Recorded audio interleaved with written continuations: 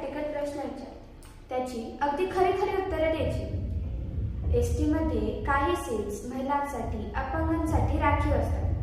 त्या आपण त्यांच्यासाठी सोडतो का? किंवा हे न सोडणं नॉर्मल की ॲबनॉर्मल? एखादं सरकारी काम फार दिवस रेंगायला लागलं की शेवटी ते काम आपण लाच देऊन करून घेतो. तसंच आर्थिक सुबत्ता असणारे लोक पिवळे रेशन कार्ड वापरतात. हे नॉर्मल की ॲबनॉर्मल? राजकारण्यांना पहिला शिव्या द्यायच्या आणि नंतर स्वतः पैसे घेऊन त्यांना मतदान करायचे. हे तर काहीच नाही.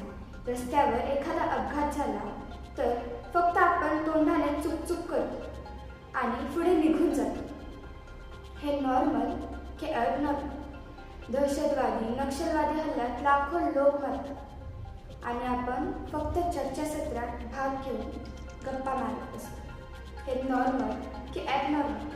मुळात नॉर्मल, ॲबनॉर्मल, योग्य, अयोग्य हे ठरवणारी ना सिस्टीमच बिघडली. रस्त्यावरचा सिग्नल जर लाल असेल तर आपण थांबतो आणि हिरवा असेल तर आपण पुढे जातो.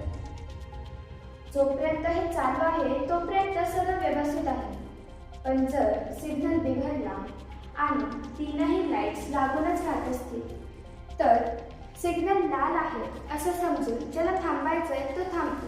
सिग्नल हिरवा आहे असं समजून पळणारा पळतो आणि सिग्नल पिवळा बघून थांबू की नको करत सटकतो. अगदी तसंच या समाजाचं झालं आहे.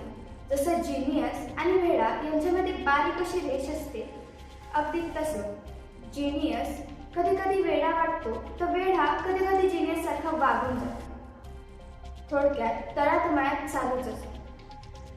जोपर्यंत एखादी गोष्ट आपल्या आयुष्याशी निगडीत होत नाही तोपर्यंत ती सांगणं अवघड जातं की ती गोष्ट नॉर्मल आहे की ॲबनॉर्मल.